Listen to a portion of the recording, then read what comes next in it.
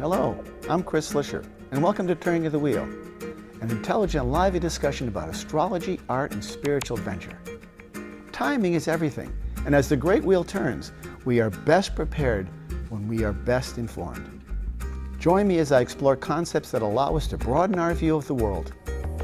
You'll hear interesting topics, meet fascinating guests, and discover who you really are. Using the time-tested practices of astrology, you'll learn how to accept change as the great wheel of life turns. Astrology, art, and spiritual adventure on Turning of the Wheel TV with Chris Flisher. Okay, folks, welcome to Turning of the Wheel. My name's Chris Flisher. This is a show about astrology, art, and spiritual adventure. Today we're on an art theme. We're talking with visionary artist Paul Laffoley, who is an extraordinary artist. He's a Guggenheim Fellow. He won the Guggenheim Fellow several years back. He's a Brown graduate. He's a certified architect. He graduated from Harvard and, was kicked out of Harvard, actually, as we found out last segment, as well as MIT. But he's also a fascinating artist with a very unusual, precise definition of the universe and sort of this overarching logic. It seems almost surreal in many ways because there are so many words that seem to you want to apply to him in some ways that are difficult to sort of put your head around. You really have to see the art at the same time. We're going to be showing some artwork in the midst so we can talk about it. But it's my great pleasure to have him on the show today, and I really appreciate you taking the time. Well, I'm glad to be back. To come out here and talk about. It almost seems like seconds ago. Yeah, I know it does, doesn't it? It's funny how time flies, as we well know. And you know, this show is about astrology, art, and spiritual adventure, all of which I think fits together at least in my brain, and hopefully in yours as well, because they are all connected in the greater pantheon of what the world is all about. There's a sense of logic to the world. You know, things happen for certain times. There's degrees and angles. There's sacred geometry. All of these components make up some of the groundwork and the foundation, I think, of what Paul's work is all about. So your study of architecture took you through the obvious design practices of proportion and perspective and stuff like that, but your art has a relative sense of flatness to it, correct? Or at least one-dimensional, but yet it is anything but one-dimensional, which is interesting because it sort of reaches into new dimensions. Here's a perfect example of a piece that we have here, which we can just get a quick show-up of that, and we'll show this up again. That's a sculpture. This is a sculpture. It's exactly what I mean. Because it has, do you see all this precision? We see this detail. We see these design elements. We see these sort of symbologies. And yet they are in a sort of a building-like construct of sorts. So this sculpture, when you were creating it, has three-dimensionality to it, That's right, yeah. And the words that you're choosing, what is it that draws those out of you? What's the common theme? What links the words together? Chaos and cosmos. Mm-hmm. I mean, you can't have one without the other. It's true. The yin and the yang. Right. And so that's an overall observation of the universe, you think? Yeah. Yeah. Because when the one falls into the many, it falls into chaos and cosmos. Right. And the cosmos is our neighborhood as we see it. Well, it's what we think we see, because there's only, we only actually see about 5% of what's going on. Right. I mean, the background material is where the new physics will be, because it'll be a physics of consciousness where mass and consciousness unite. Ah, that is exactly what I'm looking for. You just nailed the head on the hammer on the head. It's this, in some ways, I think what you're saying is the physical manifestation of what consciousness may look like. Not really. Not really. Okay, I wasn't right. No, I mean, since no one can define mass, no one can define consciousness. But the thing is, to bring them together is easier to do than to define the parts that are being brought together. Interesting. But this is sort of your take, your interpretation of how those realms are combined in some way. This is, I mean, I do think that's pretty accurate. Yeah. You're sort of, this is a visual representation of what might be considered to be consciousness of a certain ilk. Correct? Okay. Okay. as long as the ilk is an entity. Right. Yeah, in other words, the word entity is the most abstract way of defining a thing. And the thingness of both mass and consciousness is the unknown. Mm-hmm. Because in order to bring them together, you have to discover what consciousness and mass are. Right. And it always remains in the background of any discussion. Mm-hmm. And I think it is a perfect analog to the way the universe is, or the pluriverse, or the multiverse. Right. Now, how do you define consciousness in your mind? Well, it's everything that isn't mass, and mass is everything that isn't consciousness. Is consciousness an illusion? It's abstract. No, because mathematics is abstract, but it's not an illusion. It can be real and tangible, and we can use it Yeah. and see it and use it in formulas. But So you actually have three things. In other words, like mathematics are those definable elements that do not partake of the material world, but yet organize it. they do provide order. Yeah. There's a certain sense of underlying logic that ties things together that do have a certain predictability to mathematics because we derive combinations of figures and numbers and come up with formulas that give us a predictable outcome. And yet consciousness is an intangible realm of sorts, correct? Yeah. So when the one falls into the many, the first thing it falls into is the third. No, so there are three. We walk on 6 points, not one. I mean, like even somebody with one leg operates on 3 points. So like a tripod. I mean, there's all tripods in this room. What are the 3 points? Well, A and B and the connection between them. Or the Which then relationship. equals C? Well, and I mean, even in the something as simple as the causal relationship, A causes B instead of circumstances C, with an abyss of transition between the cause and the effect. And so the abyss of transition is a way in which you begin to understand that there's more going on than some simplistic relationship. Like David Hume tried to define a causality is AB, AB, AB, so that it was a habit. This is not a habit. It's an actual condition of the universe. Interesting. So this gets in very much into metaphysics. It gets into the realm of the abstract, and then of course, so I would see this as very much of a spiritual art by all means. I think this is spirit in art in some capacity. And art, I would argue, is a representation of the soul, representation of what's inside. And yet this is incredibly complex, incredibly intricate.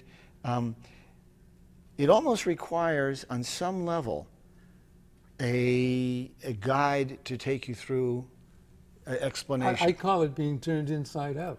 Right, it really is. So your new book that's coming out, which should be out within a year or so, Yeah. is that what you would call an explanation of your art, or is it sort of an expository of your? I hope so. Yeah, yeah. It sort of helps. Depends upon the editor. Well, you know how they say that a picture's worth 1,000 words, right? Right, or sometimes one word is good for 1,000 pictures. Right, Yeah. and so that's what I'm saying is, when you are going to be describing your images, your wonderful sculptures, your paintings, your pieces of work, your text is going to be in recognition and sort of an explanation of that, correct? That's what the publishers ask for. Yeah, and so that must be, is that a difficult task for you to be able to explain your stuff? Do you find yourself getting lost in a barrage of sort of... No. I can talk for 8 hours at a stretch. Well, I'm sure you can. Without even having a glass of water. Yeah, I'm sure you can. But I'm saying, do you find as if you'll be able to sort of put down in words concepts that are almost too abstract? Do you find that there's an inability or an ability to expose that, to be able to speak to that about the complexity? Well, we have a visual definition of the abstraction. It's like a blank page, something like that.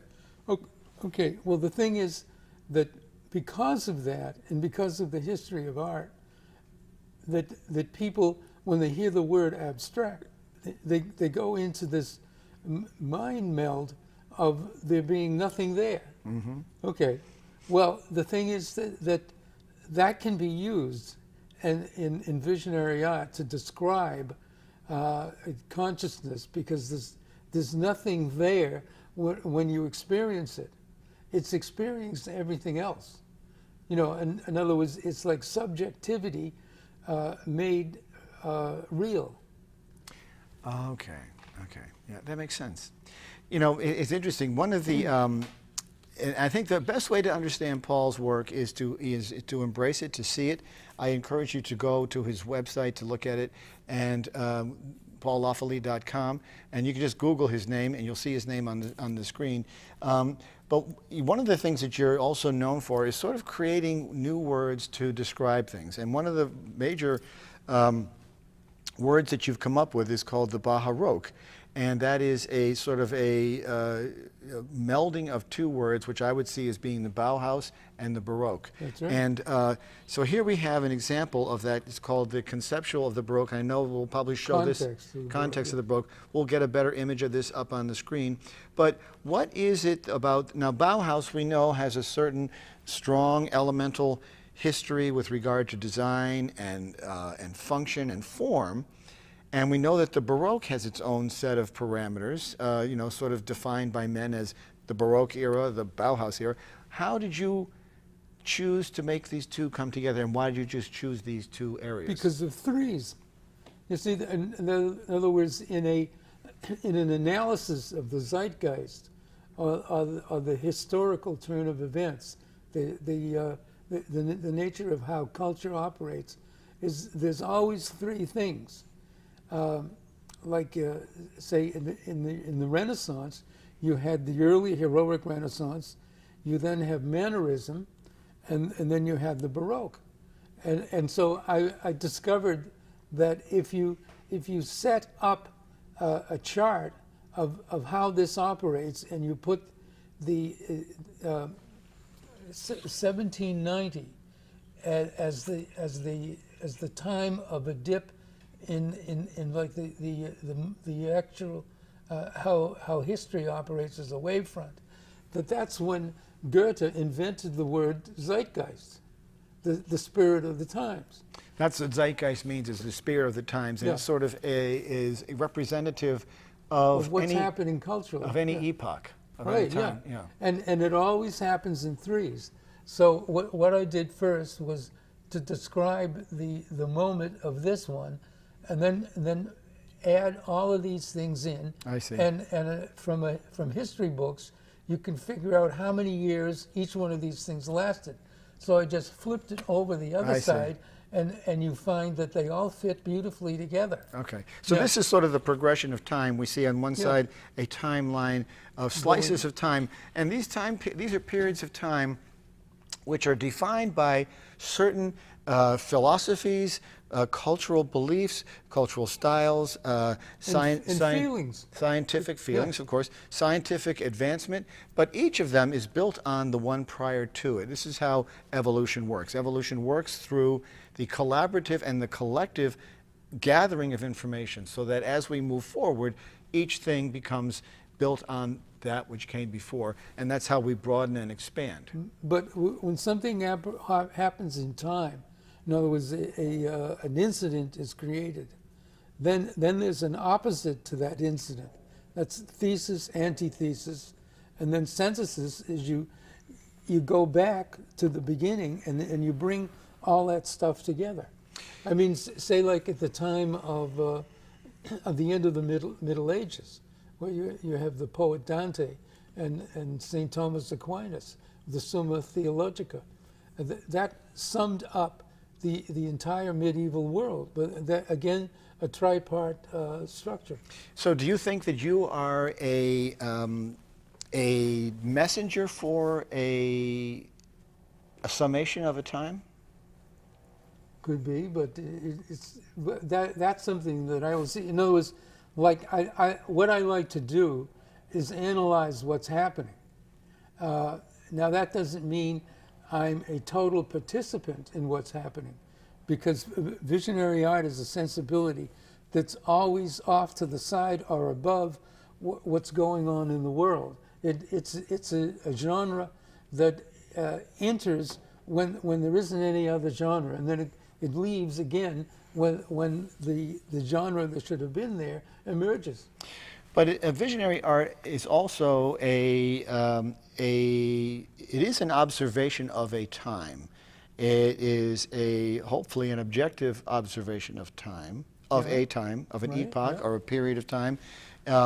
And by being the sort of the observer of that, you're collating from a lot of different areas, which is clearly the case in your work. You're drawing on a number of different sources, and these are all going to be explained in your book when it comes out, and we'll be able to understand it better. I think what really has to happen, and will help us all when it comes to understanding your work, and perhaps this will live as your living legacy, will be the ability for people to understand the connection between the artwork that you've drawn and its place in time. But one thing I would have to observe by watching and knowing your work and seeing your work and knowing it quite well over the years is that it is incredibly complex and incredibly forward thinking. I feel as if it's almost I think it's very much ahead of its time.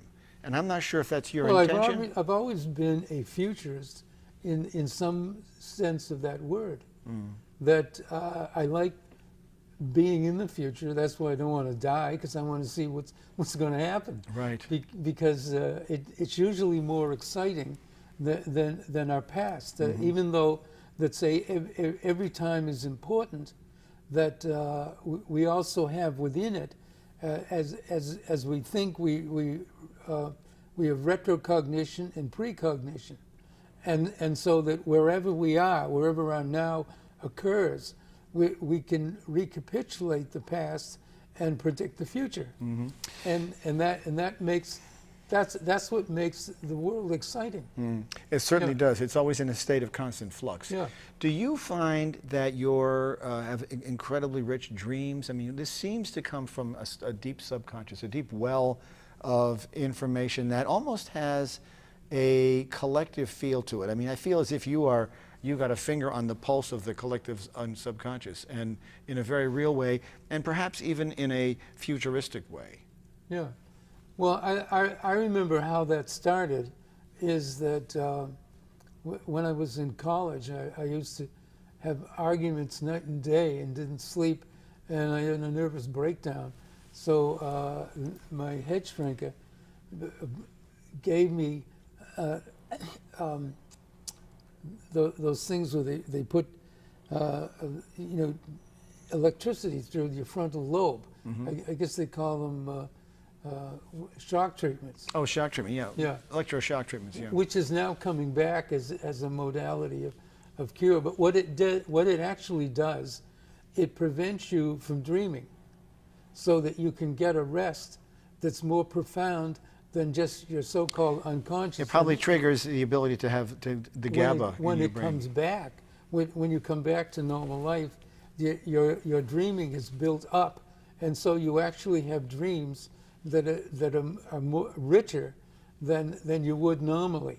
So I think that's got something to do with how I get my stuff. Right.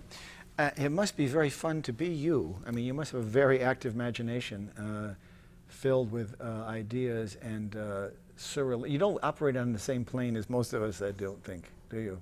Well, I like having an imagination. I mean, I think it's the only thing I've got going for in my whole life. Well, I wouldn't go that far.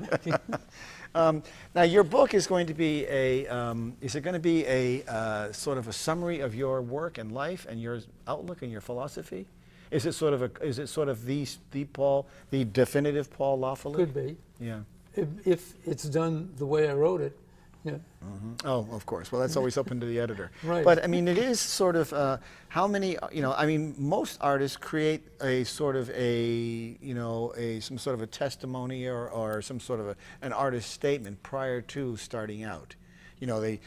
Many artists would say, this is my rationale. Even in order to be displayed or to get grants, they have to write a justification of who they are with an explanation that says, this is what I'm trying to do.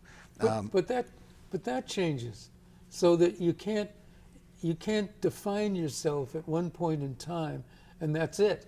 No, In other words, there's change. I don't believe in evolution, but I believe in change. You believe in progress. It's a theory of change. Right. And that's another thing we don't know, is the third thing, mass, consciousness, and change. We don't know what change is, because when you go through changes, and then you look back and says, how the hell did that happen?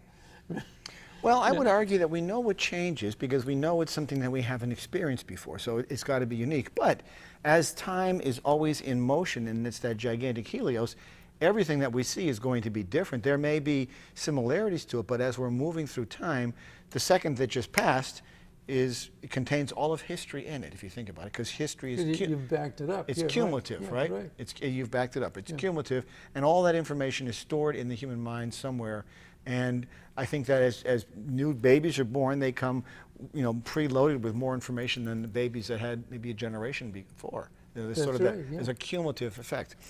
Do you feel as if you came really loaded before you came here? Do you feel as if you have a sort of a wellspring of information that is coming? It certainly seems that way by looking at your art, that this is an abundance of influence that is so diverse, rich, and complex that it's amazing. I think I really admire it, and I'm having a hard time finding the adjectives because it is so rich and complex.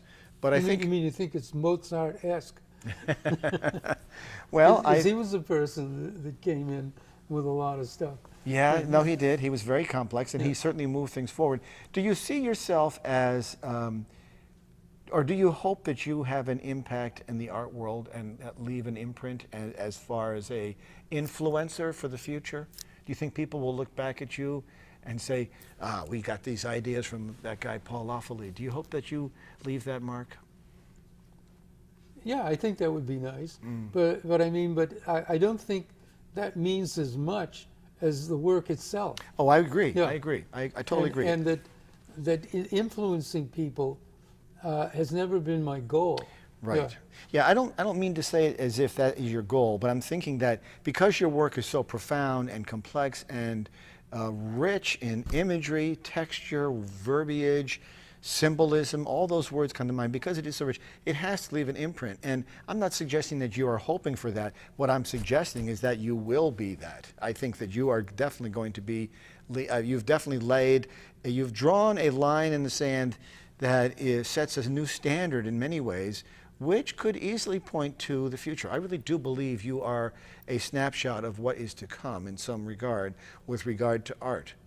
And well, thank you for the compliment. Yeah, well, I'll let you know in about 100 years when I see you on the other side, if it's true or not, if my prediction is true. But it is incredibly rich, and we're going to put some examples up on the screen here. In particular, we're going to put up the context of the Baroque, and you'll be able to see what we're talking about with those timelines and sort of the forward progression of time and the forward progression of different periods. And I think what it does, it presents a visual timeline, but not a timeline. It does have that precision of accuracy for sure, but it has also an element of form and texture and symbolism. Symbolism seems to be a big thing you draw on. And because people think of symbols as, just like signs. Signs. Like road. You're going along the road and you see. Well, they're universally acknowledged, universally recognized. No, but I mean, a symbol is different. It goes from a symbol to an index, an icon, and then the kind of thing that Carl Jung talked about, as the archetype. Right, an archetype, and then you get a symbol. So that what's happening is that the epistemic model reverses, so that when you see a sign, you are the active and you are in control of it, and the sign is passive. Whereas that when you start to go up the scale, that reverses. So when you get to a symbol, you are passive and the symbol is active. So it draws you in. Well, the symbols are representational of a concept, correct? No, I think they're a live thing in themselves. Oh, okay. And so that's how they can affect the subconscious, because that's the only place it can go other than be a sign. Do you think symbols are recycled? Do you think some of the symbols you're drawing on have been created in the past and you've sort of come to... I think those are like Plato's forms. They're eternal, and they have no, they're out of the realm of change. And so that they have to use consciousness in the way, because we not knowing all the parts of consciousness, but we have more nomenclature, but we don't have examples of what those parts are and how you experience them. And so that I can see that when you head for objectivity, what you're heading for is to be at one with a symbol. So that when you finally achieve objectivehood, you will participate in being a symbol. And these are sort of these are universal across all of humankind, correct? Right. Yeah, they have and probably animal kind too. Well, yeah, we don't know, yeah, but it does have an intellectual trigger, and I think this is all part of the great concept that Carl Jung came up with, which was this sort of this stream of collective consciousness, which allows us all to be together, all to be connected in some capacity as a giant pool, which I do believe is true. I think that all of us are connected on some level. I think anytime a person dies, we feel it somewhere. Anytime a person is born, we feel it somewhere in our collective realm of reality and existence. I think it's important that we have that ability, and this is where art and astrology and spiritual adventure all sort of cojoin. They all come together in this labyrinth of logic that has a multitude of layers, and it becomes rich in context and symbolism and interconnected imagery. I mean, it's very rich in many levels. And it's almost as if we are talking about the abstract in the concrete, and yet there's that fine line where we're sort of looking at the future as well. You really are very much of an artist. Now, when is your book is coming out? It's going to be called what? It's going to be called Your Name? Yeah, I think it's... Paul Laffoley, does it have a subtitle to it, or Visionary Artist? Or the editor is undergoing therapy to figure out how to name my book. Well, if he needs any help, have him call me up. I got about probably about 6 or 7 hours worth of words to describe you. Yeah. Even that doesn't come close. My guest today has been Paul Laffoley. He's a visionary artist out of Boston. He's a Guggenheim Fellow Award winner, which is a very rare and very prestigious award to win. He's got work in several major of the contemporary art museums in the world, and his work is highly regarded as truly surreal, and I would say even go so far as to say in the realm of science fiction, in that other world kind of category. And well, you certainly passed through science fiction. Science fiction died in 1955. Okay. When who's the writer? Aldous Huxley? No. The one who wrote Stranger in a Strange Land. Oh yeah, I know him. H.L. Mencken. No. H.L. Mencken was somebody else, right? Was a doubter of the first water. Right. I remember. I know. I can't think of his name, and it's kind of Heinlein. Thank you very much. I knew it was a German name. So, but you know so this book is coming out. I encourage you to look for it. It's really the only. I think it's going to be the only real way to understand Paul Laffoley's artwork, unless you get into the opportunity to speak with him personally like we have here.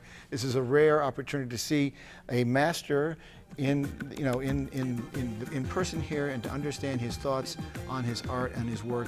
His work is phenomenal. I encourage you to get out there. If you see it coming through town, be sure you go out and get to it. Take the opportunity to meet him. And thank you so much for listening today. And Paul, thank you for coming on the show today. It's really been a pleasure. Thank you, Chris. I loved it. Great to have you on. Thank you so much.